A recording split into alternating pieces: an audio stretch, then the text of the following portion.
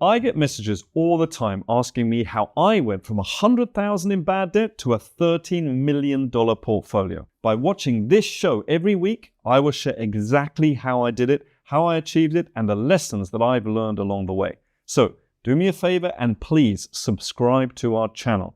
It's simple, it's free, and it helps keep the show going for you. This is where you eat and we talk about changing the way that you think about money, with insights from successful investors, entrepreneurs, and everyday people taking control of their financial futures. So double check that you're subscribed, and thank you for being part of this journey.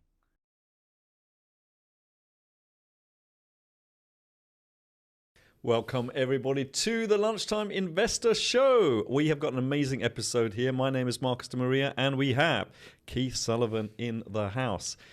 This is all about patience.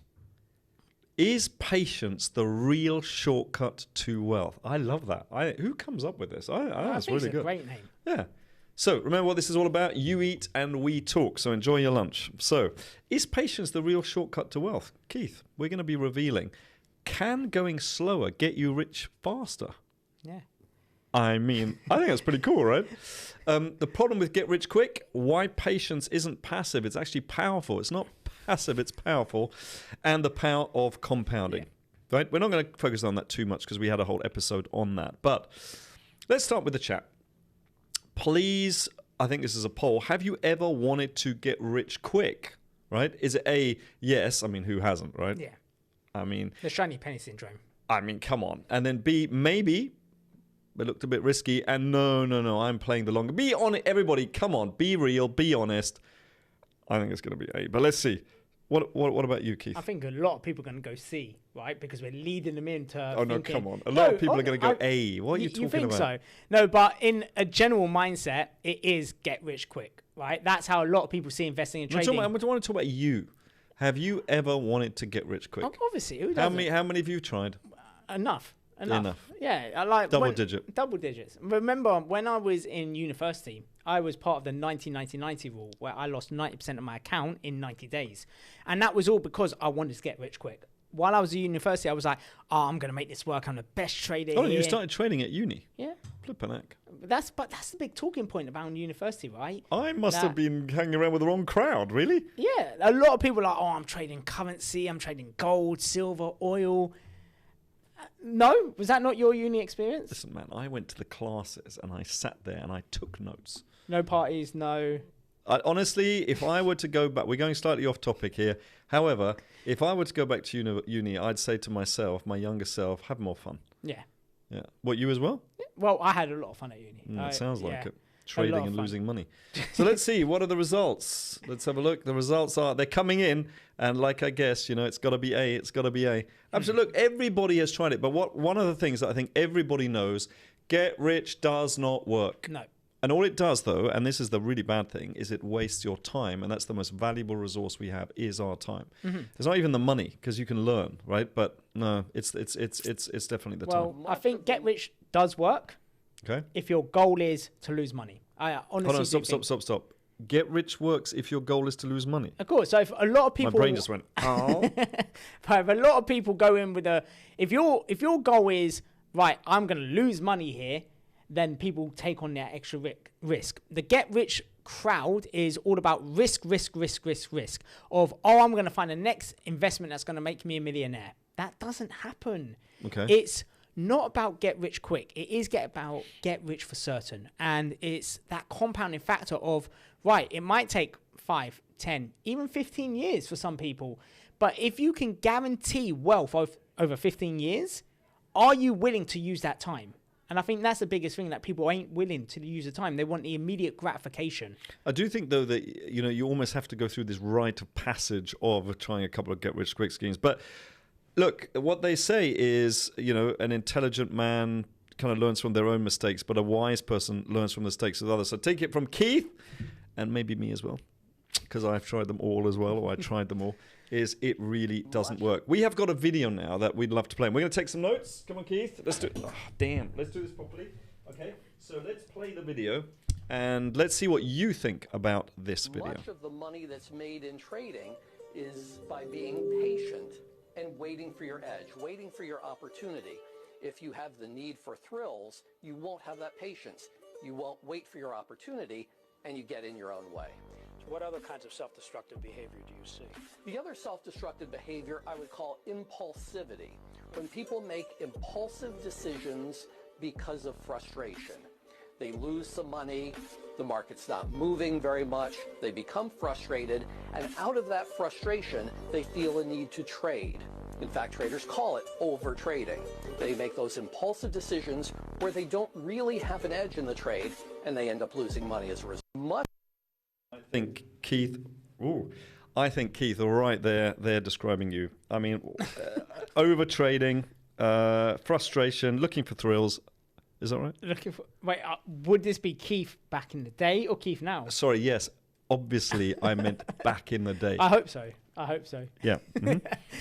No, but it is true. One of the things that I learned, is I actually learned it a bit late, is there's always going to be an opportunity. In the market, the asset changes, the time frame changes, the day that you trade changes, but the opportunity is always going to be there.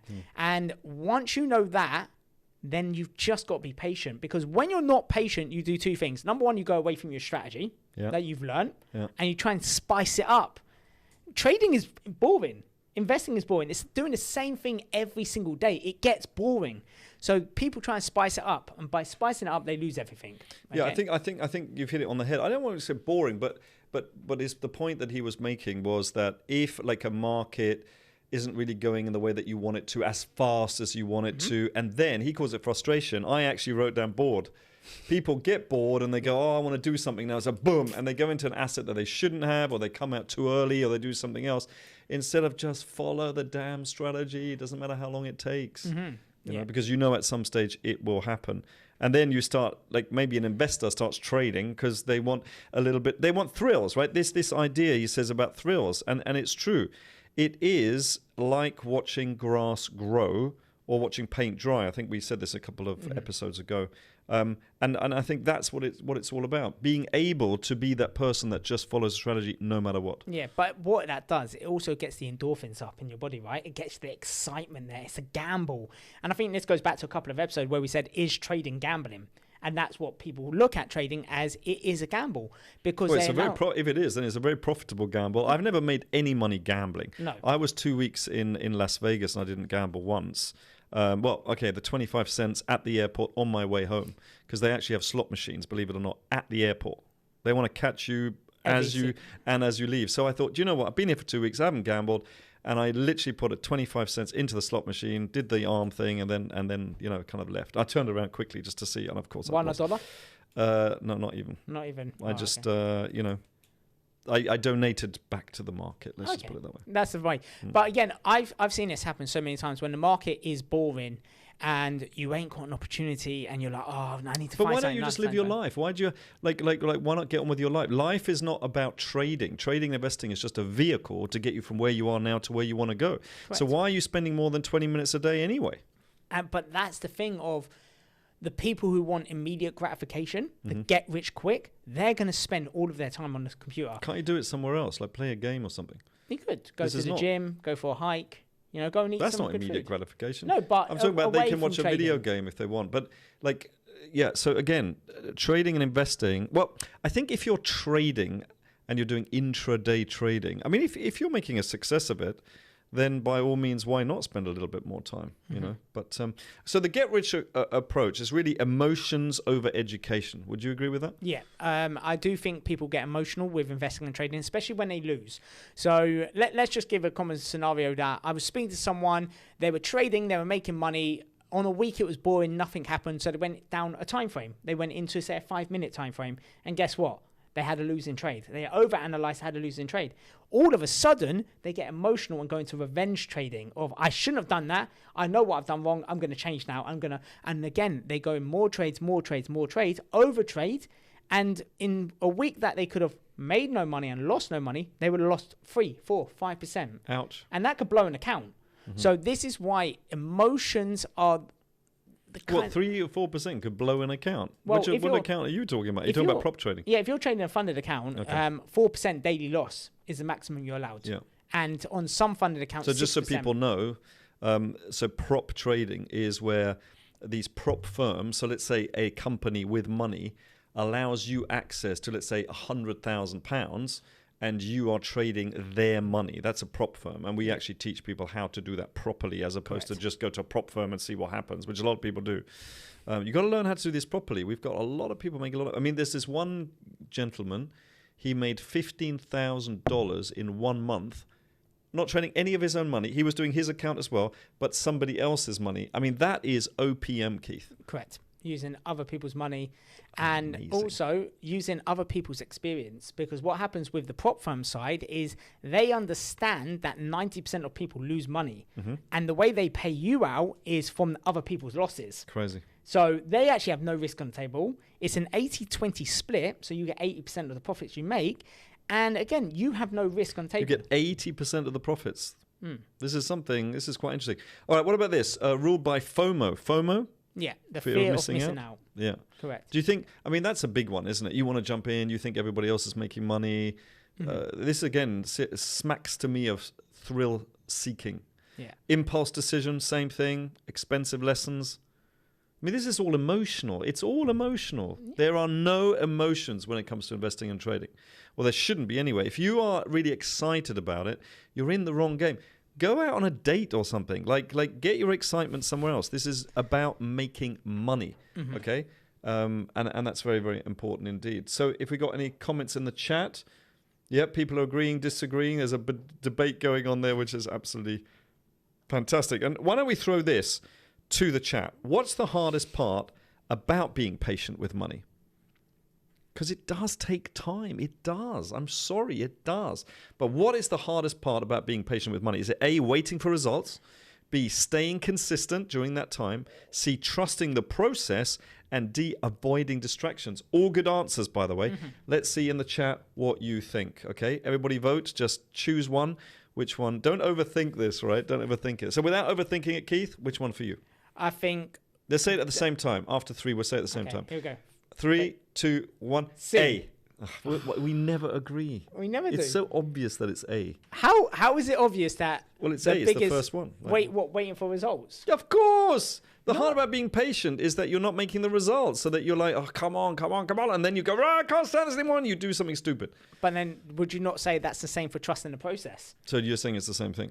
Exactly the same thing, because I was thinking that as well. I was thinking A and B, A and C. So we're on the same wavelength there, because trusting the process is another thing. If you don't trust what you're doing, you then go away from what you're doing, and that's when you make the mistakes. Yes. So it does lead into waiting for results and frustration, but all of it really comes down to, can you be disciplined enough to follow a set rule for you to invest in trading? Well, then that's B, staying consistent. They're all very similar answers, and I can tell by the results here, right? They're all very similar answers. Hilarious. And then, of course, don't forget to avoid distractions. So it is hard.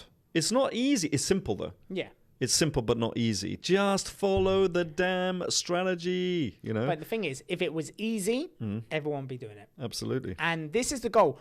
With investing and trading, everyone's like, I want to learn But don't you think everyone could do it, though? Everyone can do it. But if they have the right... Yeah, this is what I'm leading into before we talk about that. Okay. Because what a lot of people go is they want this strategy, but they don't realize the weak area of their investing and trading, why they're not making money, is their mindset. That's 80%. No matter what strategy you get. Keith, no one is going to admit to that, right? No one is going to say, well, I'm broken and I need some help with my mindset. They're going to go, okay, I am who I am. I'm pretty cool, right? I'm pretty good.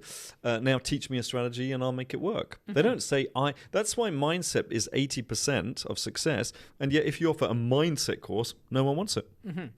But how many people have we taught that said to us, Keith, Marcus, I just keep going from strategy to strategy to strategy and not making money.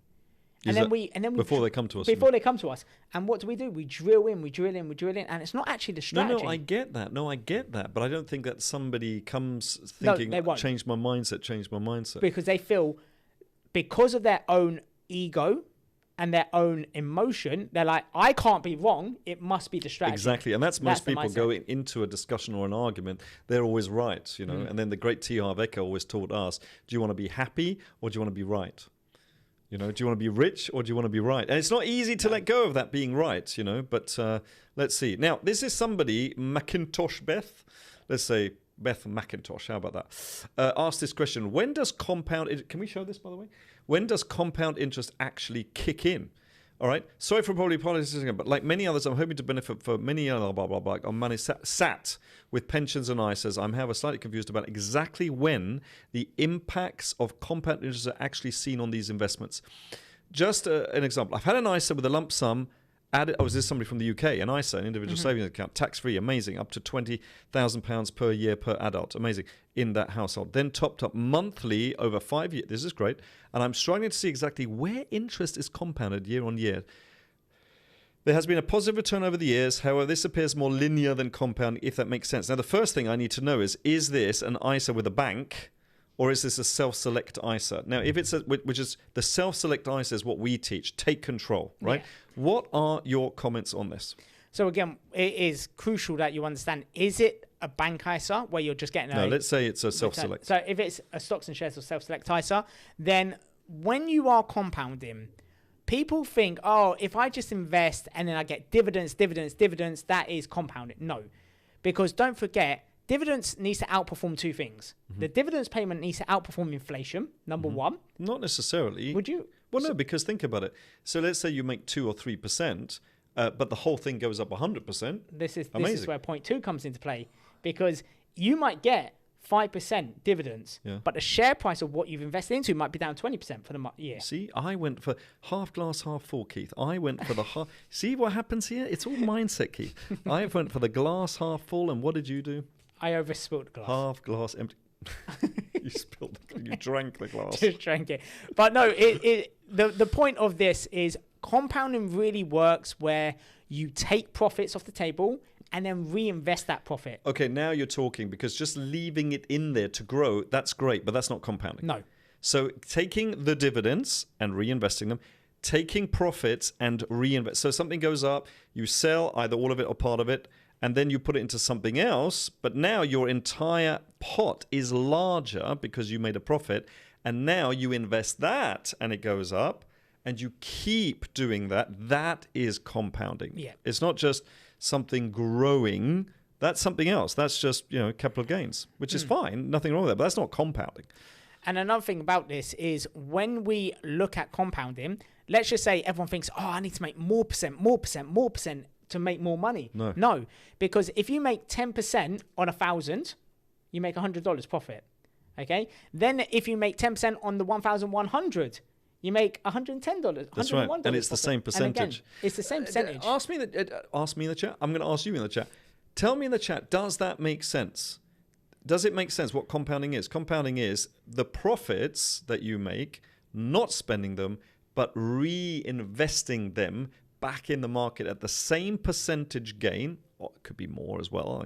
We don't mind. Could be more percentage. But let's say the same percentage, but that gives you even more profits. Then you take those even more profits, you reinvest it. Now your sum is even bigger. Same percentage on an even bigger amount. Makes you even more profit, even more, and et cetera, yeah? Oh, we got a couple of things here. I just wanted to invest, but I was scared of losing money.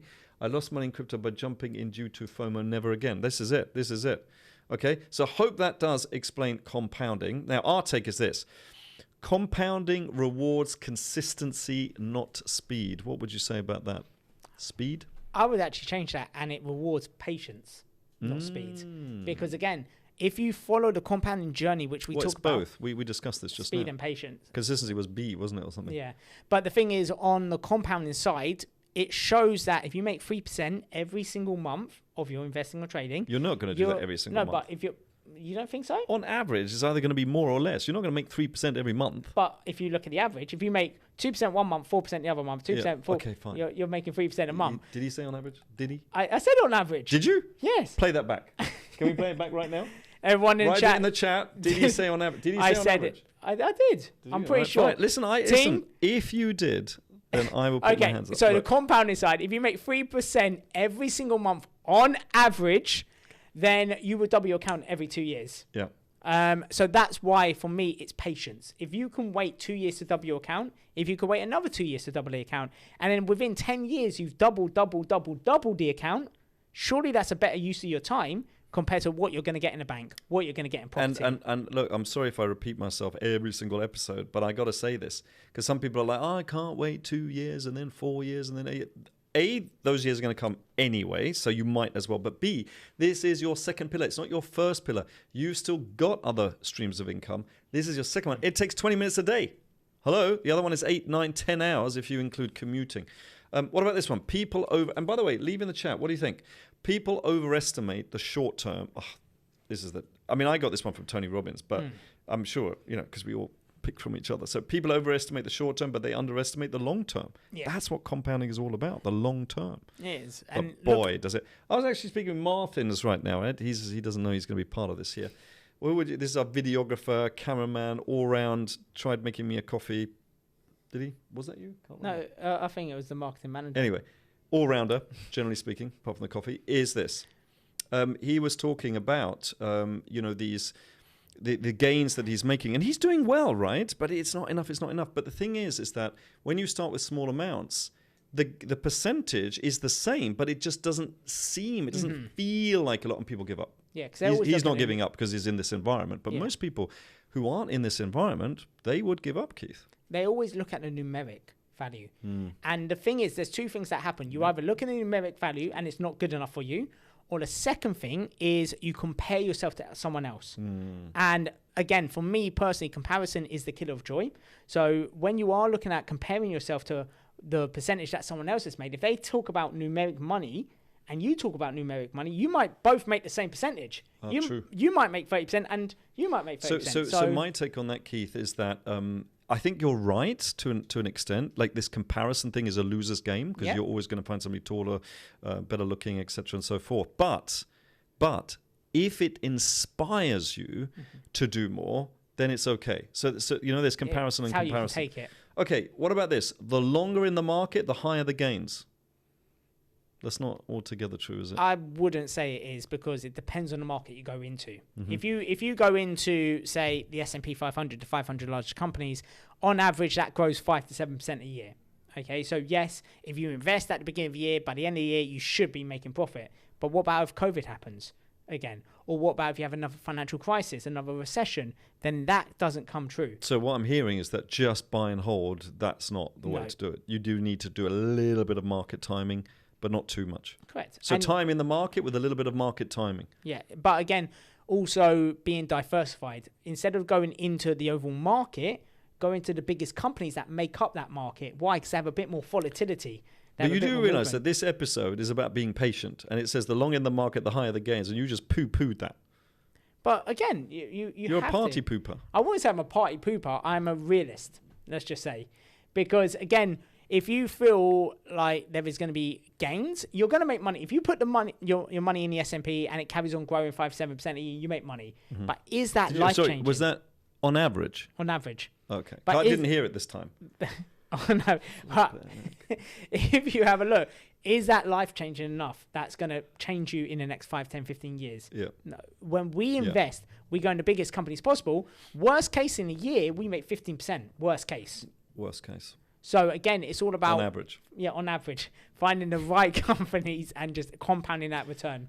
Yeah, absolutely. Okay, so let's ask the chat. You beautiful people, would you sacrifice short-term gains for long-term wealth? Ooh. Okay, A, focus on saving. B is invest now, buy later. Or C, a combination of both. These were the same answers that we had in an episode a while back about property and are these the right? Would you sacrifice short-term? I'm getting the thumbs up here from our executive producer. I don't think he's ever been called that. You are our executive producer today. Notice that today. Okay, focus on saving. B, invest now, buy later. A, combination of both. Don't overthink this. Here we go. All right. What do you think? For me, it comes down to B. Invest now, buy later. Because again, a lot of people want that immediate gratification, but that's not going to make you wealthy. Because when you get the immediate gratification, you get the cash, guess what people do with that? They go and spend it. That's just the mindset. Was this you when you were young? 100%. Or younger? Younger. Well, I'm still young. How old are you? 32. I'm not that old. I thought you said that you were 37. I'm 30. Whoa. Are you 32? I'm 32. Well, it's all that hair on your... Mom is 37. I'm 32. Oh, that's what it was. Yeah, it's the other way around. But when it comes to You've done well, you know. You're 32, you're doing really well. slowly getting there. Yeah. Slowly getting there. But again, Slowly. Patience. it is patience. Slowly getting there. But when I first started my investing journey, I wanted to give up. I wanted to stop because the growth of compounding, you don't see it in the first couple of years. Did you want to stop, or did you think there's going to be a faster road somewhere else? Oh, always there's a faster road. Yeah. It's always that the case. grass is always greener. Always greener. But again, for me, now But why is it this or this? This is what I keep trying to say to people. Why? It's like, okay, how can I speed this up? You can do something else, but don't give one of them up.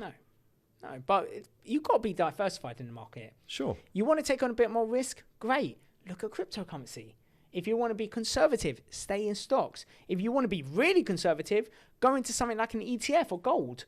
There is other ways you can make your money work harder for you. But the thing for just putting your money in the bank and saving it, like we spoke about a couple of episodes ago, that does not work in this modern world. Listen, saving is absolutely not the way to get rich at all. Well, no. It's the opposite. It's guaranteed to ensure that you stay poor because of inflation. So 3 steps towards long-term success. What do you think there might be? Number 1, get educated. Okay. I think you definitely need to understand where you're putting your money, and not just where you're putting your money, how you enter, how you exit. So a very simple and proven strategy. That doesn't take too much time as well. So I think that's so the that first you thing. will actually do it, because if you start 8 hours a day, and it has to be simple, otherwise people won't follow it. And really shifting that focus would be another one, from this kind of get rich quick to more of a longer term, maybe even decades sounds too long to me, I have to say. Decades, but definitely longer term. Yeah. What would be short term and long term for you? So this is a 32-year-old. If we're looking at short 32 term, to 37, we're not sure.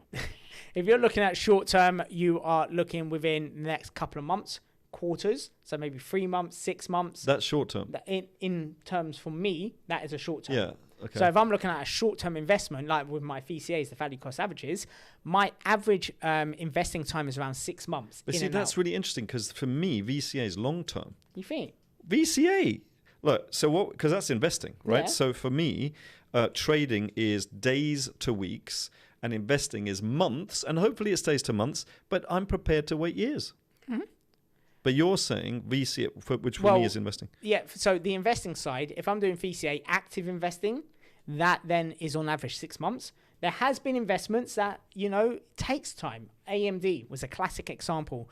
Or is? No, was, because I got out finally. Okay. Now, a year and a half, I was investing in AMD to make 10% on the money invested. Right, but it's gone up more now. It went up 10%. I took my profit because, again, you have to weigh up. Am I looking at higher profits, or am I looking at the time that I've already spent and lost compounding? And for me, I lost a lot of time that I could have compounded. 10% on the money invested, great, because I had all of my allocation invested because the market went down. So I made 10% on the money I wanted to invest, and now it's all about, right, how do I compound that into another asset? So you were looking at something which maybe is able to give you more of a return faster. Okay. And when you are patient, right, what would you say, what that gives you? Yeah. Number 1, patience really does give you confidence. You start feeling like, I can do this. Confidence. Yeah. So when you are patient and you then see the rewards and the results come through, that's when you're going to be a lot more confident. When you actually follow a strategy and you are knowing that that strategy you follow will work at some point, because what you've invested into cannot go to zero, then when you're patient, you start seeing the money come through. But it's interesting, because I was in, what's it called? PayPal, right? Honestly, it's been years now, okay? And yesterday, I cut my position because I don't want to wait anymore, because, as to your previous point, I think that there are more bullish AI plays than me waiting another couple of years in PayPal. Was that the right decision or not? No, I'll ask a question. Did it follow your strategy? Well, my strategy would be to wait until it makes. But what I'm saying is are there other stocks that I could be getting into that I know are going to go up faster? When I invest, okay, think of it like this. Let's just say you've got a leg, like your leg, and it's going gammy. It's starting to go all.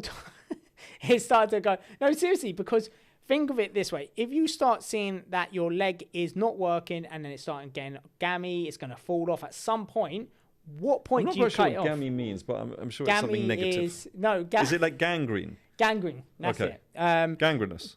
Yeah. Okay. If that's the term? Mm-hmm. Okay, anyway, that's the same for an investment, right? Because if you have a bad investment, the longer you hold on to it, the more damaging it can be to your portfolio. Just like the leg, the more that you hold on to the gangrene leg. Yeah, but the difference is gangrene. Actually, gangrene will carry on going. Then you're going to have to lose the leg, and if it carries on, you're going to die. So why would the PayPal account do that? So if you're having a negative investment, that's just losing money. No, I'm not saying that. It goes up and down and up and down. No, but this is what I'm referring to. So if you had an investment that was losing you money, when is the point for you to cut off? Because remember, and the strategy tells you when you enter, when you exit.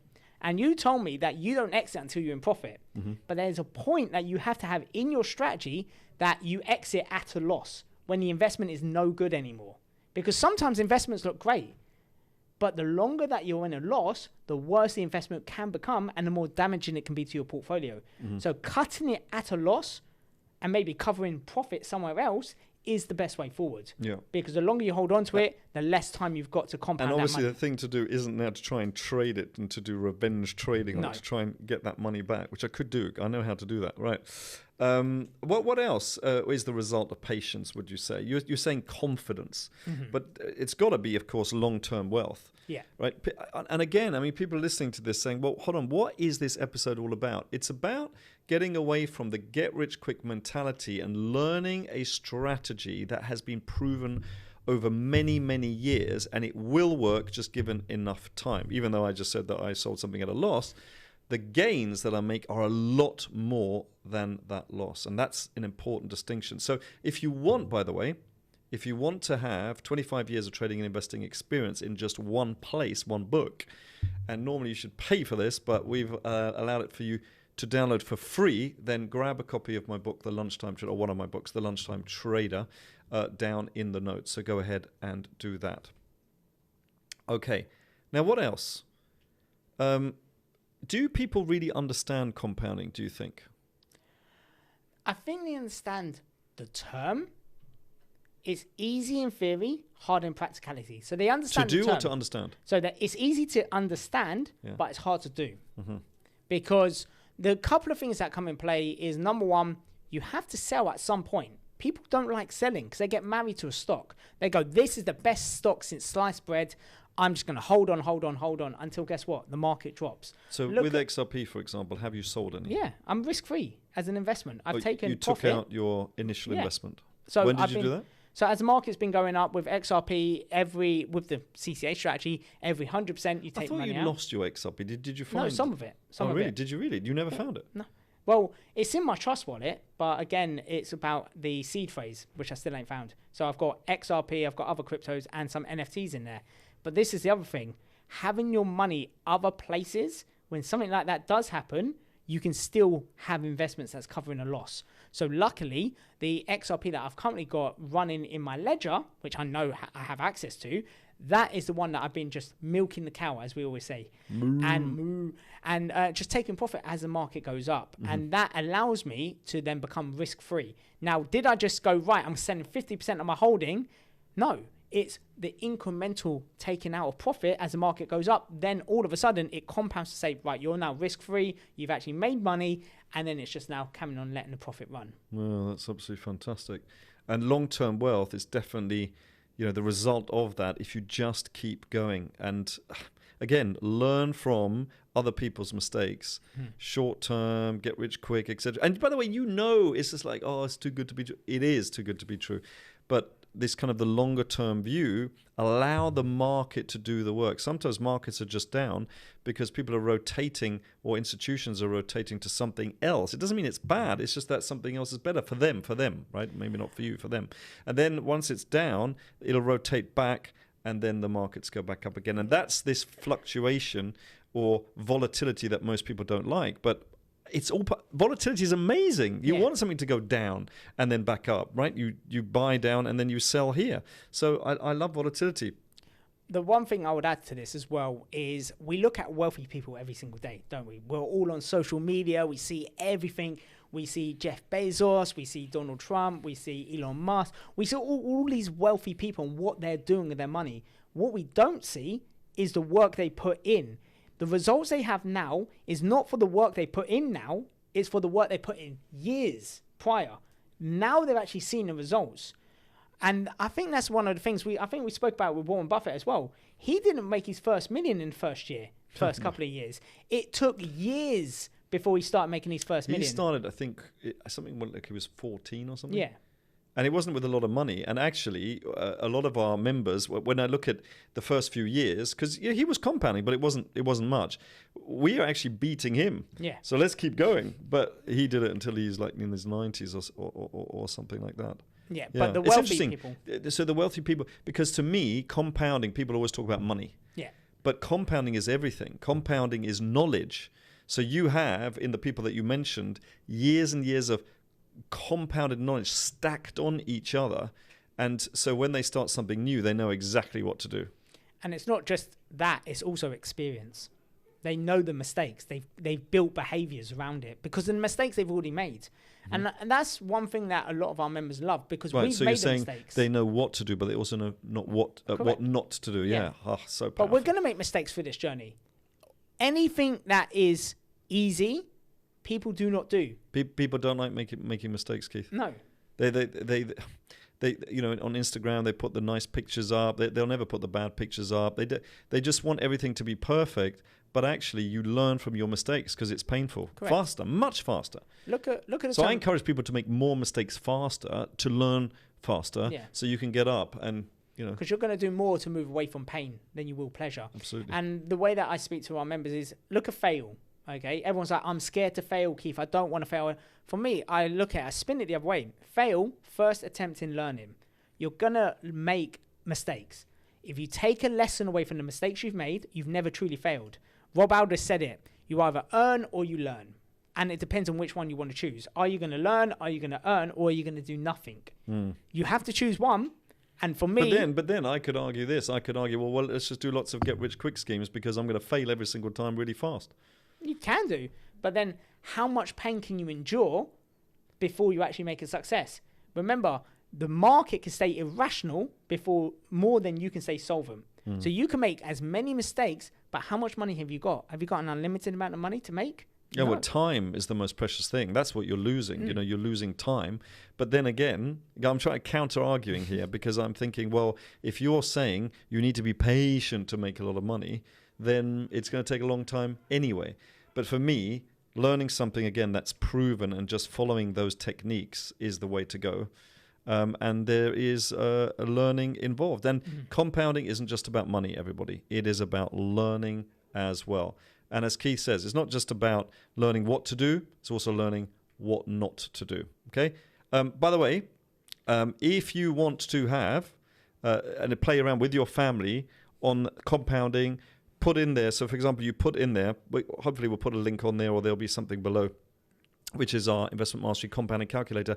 It's a real eye-opener, I have to tell you. You put down the money that you have to invest, but then you can put how much could you save on a monthly basis, whether that's £50, £100, £150 or whatever it is, right? And you do that over time, and you put the percentage that you think you're going to make on a monthly basis, 1%, 2%, 3%. I would start with 3%, right? You're not going to get there immediately, but after learning, etc., you will see, and play around with it, what then happens. And this is your second or third pillar. So you've got your main source of income. This is just another one to stabilize your future, to ensure that you and your family are financially independent. So have a play around with that. Teach your family. Final thoughts, Keith? Number one is it's going to take time. I think that is the goal here. People don't want to hear that. No, they don't. But again, is it get rich quick where there's a high percentage chance you'll fail, or is it get rich for certain? And which one's going to benefit you and your family most? A lot of people have 5, 10, 15 years to do this.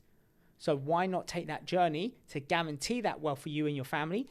But also not just wealth, intergenerational wealth, because what you're learning today is then passed on to your children. I mean, do it with your family. Do it with your family if you can. and then get them to do the work at some stage, so you can move on to a new project. Because in 10 years from now, you'll be thanking yourself. But if you don't do it, then in 10 years, you will not be very happy with everything that's happening in them, with AI taking away jobs, inflation, the devaluation of our currency is bad. So help yourself in 10 years from now, if that makes sense. And how do you do that? By changing your mindset and start investing immediately. So thanks to everybody in the chat, and thank you to you, Keith, as always. And I hope you enjoyed this session of the Lunchtime Investor Show. We'll see you next week.